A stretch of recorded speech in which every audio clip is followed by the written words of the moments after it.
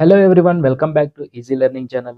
ఈరోజు వీడియోలో మనకు ఒక ప్రాజెక్ట్ అసైన్ చేసిన తర్వాత ఒక టీంలోకి వెళ్ళిన తర్వాత మనము ఏ విధంగా టీం మెంబర్స్తో సర్వైవ్ అవ్వాలి అండ్ అలాగే మనకు డైలీ ఇస్తున్న వర్క్ని ఏ విధంగా కంప్లీట్ చేయాలి అండ్ అలాగే మనకు తెలియని వర్క్ ఇస్తే ఆ వర్క్ని ఏ విధంగా తెలుసుకొని మనం ఆన్ టైంలో కంప్లీట్ చేసి మనము వాళ్ళకు అప్డేట్స్ ఇవ్వాలనేది అయితే క్లియర్గా ఎక్స్ప్లెయిన్ చేస్తాను. అండ్ అలాగే మనము మన టీమ్ మెంబర్స్‌తో ఏ విధంగా ఉండాలి అండ్ అలాగే ఎలా బిహేవ్ చేయాలి, ఏంటి అనేదైతే క్లియర్‌గా ఎక్స్‌ప్లెయిన్ చేస్తాను.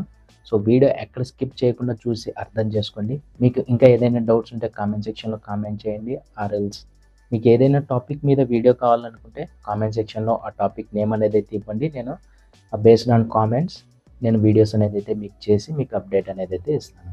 ఓకే. సో, మనము కంటెంట్‌లోకి వెళ్తే ఫస్ట్ ఆఫ్ ఆల్ మనకు ఫ్రెషర్స్ గానీ, ఎక్స్‌పీరియన్స్‌డ్ గానీ ఎవరైనా గానీ మనకు ఒక ప్రాజెక్ట్ అసైన్ చేసిన తర్వాత ఆ ప్రాజెక్ట్‌లో మల్టిపుల్ టీమ్స్ అనేదైతే ఉంటాయి. ఎందుకంటే మల్టిపుల్ అప్లికేషన్స్ వర్క్ చేస్తూ ఉంటారు కాబట్టి మల్టిపుల్ టీమ్స్ అనేదైతే ఉంటుంది. సో, ఫర్ సపోజ్ ఒక ప్రాజెక్ట్ అనేదైతే అసైన్ చేశారు అండ్ అలాగే ఆ ప్రాజెక్ట్‌లో ఒక టీమ్‌లోకి మనల్ని అసైన్ చేశారు. సో, ఆ టీమ్‌లో ఎవరైతే రిజైన్ చేసి వెళ్ళిపోతున్నారో వాళ్ళు మనకు నాలెడ్జ్ ట్రాన్స్‌ఫర్ అనేదైతే ఇస్తారు. సో, వాళ్ళు ప్రీవియస్ ఏ దాని మీద అయితే వర్క్ చేసి ఉంటారో, ఏ కాన్సెప్ట్స్ లైక్ ఏ యూజర్ స్టోరీస్ వర్క్ చేసి ఉంటారో, ఆ నాలెడ్జ్ అంతా మనకు ఫ్యూచర్‌లో ఉపయోగపడడానికి మనకు ఎటువంటి స్ట్రక్ అవ్వకుండా ఉండడానికి నాలెడ్జ్ అనేదైతే మనకు ప్రొవైడ్ చేస్తారు. ఎవరైతే న్యూగా జాయిన్ అవుతున్నారో, న్యూగా టీమ్‌లోకి ఎంటర్ అయ్యి ఉంటారో వాళ్ళకు ఆ నాలెడ్జ్ అనేదైతే ట్రాన్స్‌ఫర్ చేస్తారు. సో, ఎందుకంటే అతను వెళ్ళిపోయిన తర్వాత అతని వరకు మనం కంటిన్యూ చేయాలి కాబట్టి. ఓకే. సో, అప్పుడు మనం ఏం చేస్తామంటే వన్స్ మనం ప్రాజెక్ట్‌లోకి అసైన్ అయ్యి టీమ్‌లోకి అసైన్ అయిన తర్వాత ఆ టీమ్‌లో ఎవరైతే మనకు నాలెడ్జ్ ట్రాన్స్‌ఫర్ చేస్తున్నారో వాళ్ళు నాలెడ్జ్ ట్రాన్స్‌ఫర్ ఇచ్చేటప్పుడు మనము కొన్ని పాయింట్స్ అనేదైతే నోట్ చేసుకోవాల్సి ఉంటుంది. లైక్ ఇంపార్టెంట్ పాయింట్స్ అనేదైతే నోట్ చేసుకుంటే మనకు ఫ్యూచర్‌లో ఉపయోగపడుతుంది. ఎందుకంటే మనం ఎక్కడైనా స్టక్ అయినప్పుడు ఆ knowledge transfer something like videos ఉంటే మనము ఆ రికార్డెడ్ వీడియోస్ చూడొచ్చు. ఒకవేళ కొన్ని క్లయింట్స్ అనేది రికార్డెడ్ వీడియోస్ అనేదైతే ప్రొవైడ్ చేయరు. సో, అందుకనే నేను చెప్పేదేంటంటే మీరు మెయిన్ పాయింట్స్ అనేదైతే మీరు నోట్ చేసుకోండి. ఒకవేళ మీరు ఎక్కడైనా స్టక్ అయితే ఆ పాయింట్స్‌ని బేస్ చేసుకొని మీరు మీ వర్క్ అనేదైతే కంటిన్యూ చేసుకోవచ్చు. ఓకే. సో, ఈ విధంగా మనకు అతను నాలెడ్జ్ ట్రాన్స్‌ఫర్ ఇచ్చేటప్పుడు ఆ అప్లికేషన్ గురించి పూర్తిగా తెలుసుకోండి. మీకు ఏదైనా డౌట్స్ ఉంటే డైరెక్ట్‌గా అడగండి. అండ్ అలాగే ఎక్స్‌పీరియన్స్‌డ్ పీపుల్స్ కంటే కొద్దిగా ఐడియా ఉంటుంది. ఎందుకంటే ప్రీవియస్ కంపెనీలో వర్క్ చేసి ఉంటారు కాబట్టి, ఆ నాలెడ్జ్ ట్రాన్స్‌ఫర్‌లోనే మన డౌట్స్ అన్నీ క్లియర్‌గా అడుగుతారు. సో, వన్స్ ఫ్రెషర్స్ ఎవరైతే ఉంటారో వాళ్ళు కూడా అర్థం చేసుకోవడానికి ట్రై చేయండి. ఓకే. సో, వన్స్ మనకు నాలెడ్జ్ ట్రాన్స్‌ఫర్ ఇచ్చేటప్పుడు మనము మన డౌట్స్ అనేదైతే క్లియర్‌గా అడగండి. అసలు అప్లికేషన్ ఏంటి? ఎలా వర్క్ అవుతుంది? ఫ్యూచర్‌లో ఇంకా ఏమేమి రిక్వైర్మెంట్స్ ఉన్నాయి? ఇట్లా ఎంతవరకు వర్క్ కంప్లీట్ అయింది? అలాగే అతనిస్తున్న టాపిక్ మీద మీకేదైనా డౌట్స్ ఉంటే అడగండి. అలాగా మీరు కొన్ని అతనిస్తున్న టాపిక్ మీద మీకు ఏదైనా మెయిన్ పాయింట్స్ అనిపిస్తే ఆ పాయింట్స్ అనేది మీరు నోట్ చేసుకోండి. సో, ఫ్యూచర్‌లో ఉపయోగపడుతుంది. సో, వన్స్ మనకు కేటీ ఇవ్వడం కంప్లీట్ అయిన తర్వాత అతను resign time last working day ఇచ్చినప్పుడు అతను వెళ్ళిపోతాడు. అతను వెళ్ళిపోయిన తర్వాత మనం కంటిన్యూ చేయాలి వర్క్. ఏదైతే మనకు అసైన్ చేస్తారో యూజర్ స్టోరీస్, ఆ యూజర్ స్టోరీస్ మనం కంప్లీట్ చేసి ఆన్ టైమ్‌లో ప్రొవైడ్ చేయాలి. సో, ఒకవేళ మనకు తెలిసిన స్కిల్స్ మీద యూజర్ స్టోరీ ఉంది అనుకుందాం. For suppose Java, spring boot మీద యూజర్ స్టోరీస్ ఉన్నాయి. బేసిక్ ఒక ఎగ్జాంపుల్ చెప్తాను. So, for suppose new application create చేయాలనుకుంటున్నారు. క్లయింట్ రిక్వైర్మెంట్ వచ్చింది. సో, ఒక స్ప్రింగ్ బూట్ అప్లికేషన్ క్రియేట్ చేయాలనుకుంటున్నాము. వాళ్ళు ఒక యూజర్ స్టోరీ క్రియేట్ చేశారనుకుందాం. ఆ యూజర్ స్టోరీ మనకు అసైన్ చేస్తే మనకు బేసిక్ ఐడియా అనేదైతే ఉంది. ఏ విధంగా స్ప్రింగ్ బూట్ ప్రాజెక్ట్ క్రియేట్ చేయాలి and A dependencies required and అలాగే మనము ఆ ప్యాకేజ్ స్ట్రక్చర్ ఏ విధంగా ఉండాలి ఇవన్నీ మనకు తెలుసు. సో, మీరు వర్క్ స్టార్ట్ చేసే ముందు ఆ యూజర్ స్టోరీస్‌లో డిస్క్రిప్షన్ అనేదైతే చూసుకోండి. అసలు ఆ యూజర్ స్టోరీస్‌కి సంబంధించిన రిక్వైర్మెంట్ ఏంటి? ఏమేం అవుట్‌పుట్ అనేది తెప్పియాలి మనము అనేదైతే క్లియర్‌గా అర్థం చేసుకోండి. ఒకవేళ మీకు ఆ యూజర్ స్టోరీలో డిస్క్రిప్షన్ లేకపోయినా గానీ, మీకు ఐడియా లేకపోయినా గానీ, ఆ యూజర్ స్టోరీస్ గురించి అర్థం కాకపోయినా గానీ, మీ టీమ్ లీడర్స్ గానీ, లైక్ సీనియర్ ఎక్స్‌పీరియన్స్ పీపుల్స్ గానీ, లైక్ బిజినెస్ అనలిస్ట్ అనేది ఉంటారు కొందరు. టీమ్‌లో బిజినెస్ అనలిస్ట్‌ని కనెక్ట్ అయ్యి డిస్కస్ చేయొచ్చు. లేదా ప్రొడక్ట్ ఓనర్ ఉంటారు. ఇట్లా చాలా ఉంటాయి. మనకు అజైల్ మెథడాలజీలో చాలా ఉంటాయి. మీకు కావాలంటే అజైల్ మెథడాలజీ గురించి కూడా నేను ఒక వీడియో అనేది అయితే చేస్తాను నెక్స్ట్ వీడియోలో. సో వన్స్ మీకు అసైన్ చేసిన స్టోరీ మీకు అవుట్పుట్ ఏమి తెప్పియాలి మనము. వన్స్ యూజర్ స్టోరీ కంప్లీట్ అయిన తర్వాత అవుట్పుట్ ఏంటి, అసలు ఆ యూజర్ స్టోరీ ఎందుకు క్రియేట్ చేశారు, ఏం ఎక్స్పెక్ట్ చేస్తున్నారు వాళ్ళు అనేది తెలుసుకోండి. ఒకవేళ మీకు డిస్క్రిప్షన్ ఏం లేకపోతే వాళ్ళని అడగండి, సీనియర్స్ని అడగండి, senior experience people or team lead అంటారు కదా వాళ్ళు కానీ, లేదా మీకు యూజర్ స్టోరీ ఎవరైతే అసైన్ చేసి ఉంటారో వాళ్ళని కానీ అడిగి క్లియర్గా మీరు అర్థం చేసుకోండి. అండ్ ఇప్పుడు ప్రెజెంట్ ఉన్న దాంట్లో మనకు అన్ని కంపెనీస్ గిటబ్ కోపైలట్ అనేది అయితే యూజ్ చేస్తున్నారు, క్లయింట్సే మనకు ప్రొవైడ్ చేస్తున్నారు యూజ్ చేయమని.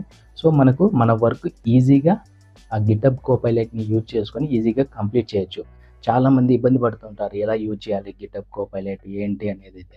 సో మనకు సింపుల్ అండి, మనం అసలు ఆ యూజర్ స్టోరీ ఏం చేయాలి, అసలు రిక్వైర్మెంట్ ఏంటి అనేది మనము తెలిసినట్లయితే ఈజీగా మన వర్క్ అనేది అయితే కంప్లీట్ చేయొచ్చు.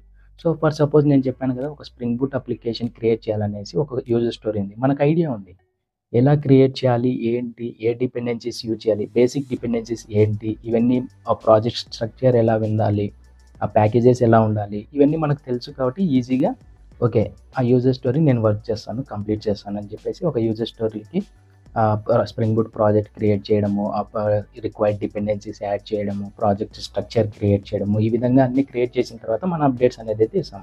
సో మనకు డైలీ స్టాండప్ కాల్స్ ఉంటాయి, ఇవన్నీ మనము అజైల్ మెథడాలజీ వీడియోలో చెప్పుకున్నాము. ఓకే, సో ఈ విధంగా మనకు ఆ స్టోరీ తెలుసు కాబట్టి మనం ఎటువంటి ఇబ్బంది లేకుండా డైరెక్ట్ చేసేసాం.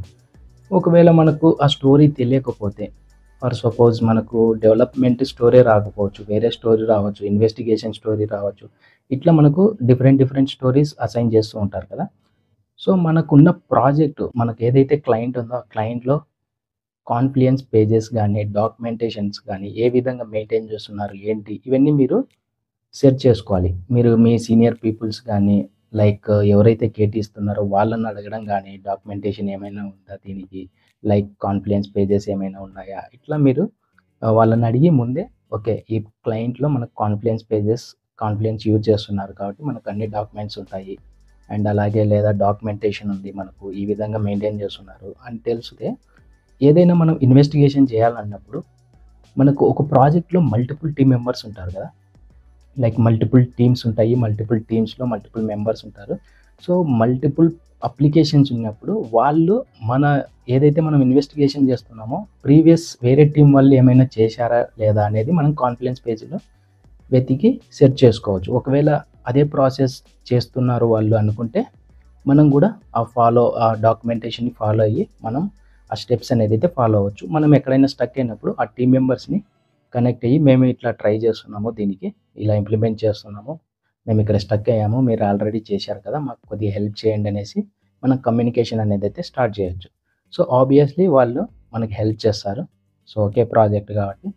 సో ఈ విధంగా మనము డాక్యుమెంటేషన్ సెర్చ్ చేసుకొని వాళ్ళని కనెక్ట్ అయ్యి ఇన్ఫర్మేషన్ని తీసుకోవచ్చు, వర్క్ చేసుకోవచ్చు. ఒకవేళ మనకు ఏదైనా ఇన్వెస్టిగేషన్ చేస్తున్నామంటే ఆ ఇన్వెస్టిగేషన్లో మనకు ఆ డాక్యుమెంటేషన్ ఏమీ లేవు, అసలు ఆ ఇన్వెస్టిగేషన్స్కి ఏమేమి చేయాలి అనేది మీ సీనియర్ పీపుల్స్ కానీ, టీమ్ లీడ్ కానీ డిస్కస్ చేయండి, ఎక్స్ప్లెయిన్ చేస్తారు. ఒకవేళ మీకు మీ టీంలో ఎవరైనా మంచిగా మాట్లాడుతూ ఎక్స్పీరియన్స్డ్ పీపుల్స్ ఉంటే వాళ్ళని అడిగి నాలెడ్జ్ అనేది అయితే గెయిన్ చేసుకోండి, అండ్ మంచిగానే మాట్లాడతారు.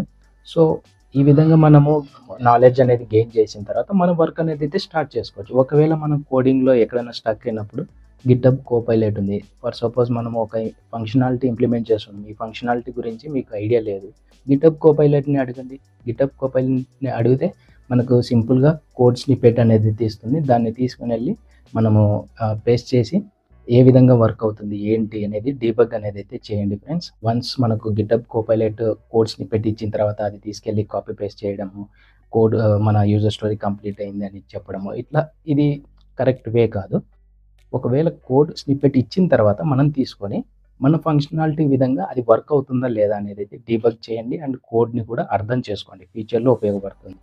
ఓకే మనకు గిటబ్ కోపైలట్ కోడ్ స్నిప్పెట్ ఇచ్చింది, మనం పేస్ట్ చేసాము, మన వర్క్ కంప్లీట్ అయింది అనుకుంటే అది రాంగ్.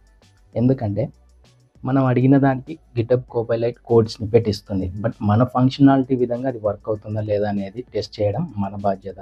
సో ఈ విధంగా మీరు మన వర్క్‌ని అయితే కంప్లీట్ చేయొచ్చు. ఏ స్టోరీ అయినా గానీ, మనం కొత్తగెళ్ళినప్పుడు వాళ్ళంత ఎక్స్‌పెక్ట్ చేయరు. ఎందుకంటే మనకు కొత్తగా అప్లికేషన్ కాబట్టి, మనం అర్థం చేసుకోవడానికి ఒక 2-3 మంత్స్ అనేదైతే పడుతుంది కాబట్టి, సో, మనం కొన్ని డౌట్స్ అని అడగొచ్చు. అండ్ అలాగే మనం డైలీ స్టాండప్, రెట్రోస్పెక్టివ్, ఇట్లా స్ప్రింట్ రివ్యూస్ ఇట్లా ఉంటాయి కదా! వీటిలో మనము మోర్ యాక్టివ్‌గా ఉండాలి. ఎందుకంటే మనము టీమ్ మెంబర్స్‌తో యాక్టివ్‌గా ఉంటేనే మనకు ఫ్యూచర్‌లో ఎటువంటి ఇబ్బంది అనేదైతే ఉండదు. సో, వీటి గురించి నేను అజైల్ మెథడాలజీ గురించి నేను నెక్స్ట్ వీడియోలో చేస్తాను. మీకు ఏదైనా ఇంకా టాపిక్ మీద వీడియో కావాలనుకుంటే కామెంట్ సెక్షన్‌లో కామెంట్ చేయండి. ఆ టాపిక్ మీద వీడియో చేస్తాను. ఓకే. ఇది ఫ్రెండ్స్ ఈరోజు వీడియోలో మనం వన్స్ ప్రాజెక్ట్ అసైన్ అయిన తర్వాత టీమ్‌లోకెళ్ళిన తర్వాత ఏ విధంగా మనం సర్వైవ్ అవ్వాలి స్టార్టింగ్‌లో అనేదైతే క్లియర్‌గా ఎక్స్‌ప్లెయిన్ చేశాను. మీకు ఇంకా ఏదైనా డౌట్స్ ఉంటే కామెంట్ సెక్షన్‌లో కామెంట్ చేయండి. లేదా నాకు వాట్సాప్‌లో చాట్ చేయండి. మీ డౌట్స్ అనేదైతే క్లారిఫై చేస్తాను. నెక్స్ట్ వీడియోలో కలుద్దాం. Thank you. Bye bye. See you.